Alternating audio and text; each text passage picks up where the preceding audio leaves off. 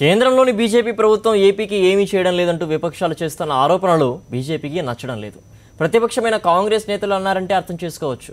కానీ కాంగ్రెస్ నుంచి ఎన్నికల్లో బీజేపీ టీడీపీ కూటమిలో చేరిన నేతలు కూడా సూటిపోటి మాటలంటూ ఉండడంతో బీజేపీ నాయకత్వానికి భలే మంటగా ఉంది.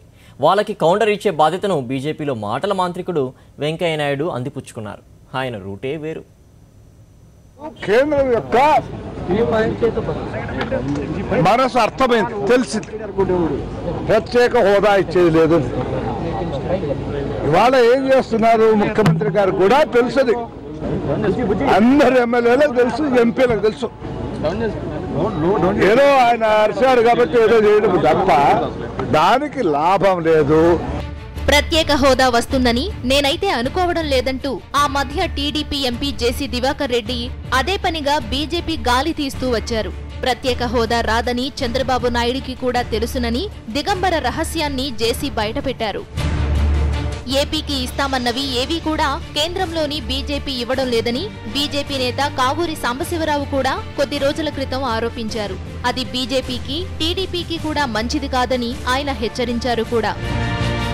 మరో సీనియర్ నేత రాయపాటి సాంబశివరావు కూడా బీజేపీ వైఖరిని ఎండగట్టి ఇలాగైతే ప్రజల నుండి భారీ వ్యతిరేకత తప్పదని వ్యాఖ్యానించారు. ఇక మాజీ మంత్రి టీడీపీ నేత టీజీ వెంకటేష్ సైతం ఇండైరెక్ట్ గా బీజేపీపై చురకలు వేస్తూనే ఉన్నారు. ఈ నలుగురు కూడా పూర్వాశ్రమంలో కాంగ్రెస్ పార్టీకి చెందినవారే. జేసీ ఎన్నికలకు ముందు టీడీపీలో చేరి ఎంపీ టికెట్ సొంతం చేసుకున్నారు. ఆ తరువాత టీజీ వెంకటేష్ కూడా కాంగ్రెస్ నుంచి టీడీపీలోకి దూకారు. కావూరి బీజేపీలోకి జంపేశారు. రాయపాటి టీడీపీకి వెళ్లారు.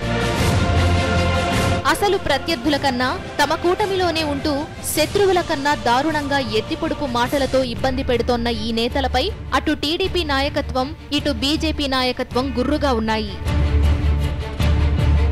ఈ నేపథ్యంలోనే పశ్చిమ గోదావరి జిల్లా తాడేపల్లిగూడెంలో నిట్ కాలేజ్ శంకుస్థాపన సందర్భంగా కేంద్ర మంత్రి వెంకయ్య నాయుడు మాట్లాడుతూ చీటికి మాటికి తనను బీజేపీని పరోక్షంగానూ ప్రత్యక్షంగానూ విమర్శిస్తోన్న వారికి కౌంటర్ ఇచ్చారు.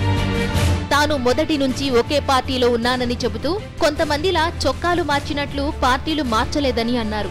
ఏ చొక్కా వేయాలో తెలియని వాళ్లు సైతం తనను విమర్శిస్తున్నారని వాటిని తాను ఖాతరు చేయనని వెంకయ్య నాయుడు తీవ్ర స్వరంతోనే వ్యాఖ్యానించారు. నేను వస్తే ఒక ప్రాజెక్ట్ వస్తుంది, నేను వస్తే వచ్చినప్పుడంతా ఒక ప్రాజెక్ట్ వస్తుంది, నేను రాకపోతే ఏమి రాదో వాళ్ళకి తెలుసు. కానీ వాళ్ళకి తెలుసు ఎందుకంటే ఈ ఆంధ్రప్రదేశ్ను అన్యాయంగా విభజించి ఏకపక్షంగా వ్యవహరించి అపరిపక్వతో ముందు చూపు లేకుండా ఒక ప్రాంత ప్రజలకు గొంతు కోయడానికి కారకులైన వ్యక్తులు జనానికి మొహం చూపించాలంటే వెంకయ్య నాయుడు పేరుండాలా, లేకపోతే మొహం చూసేవాడు కూడా ఎవరు కూడా ఇవాళ లేడని చెప్పిన సందర్భంగా మనం చేస్తున్నాను. వీళ్ళ సర్టిఫికేట్ నాకు అవసరం లే, వీళ్ళ అనుమతి నాకు అవసరం లే.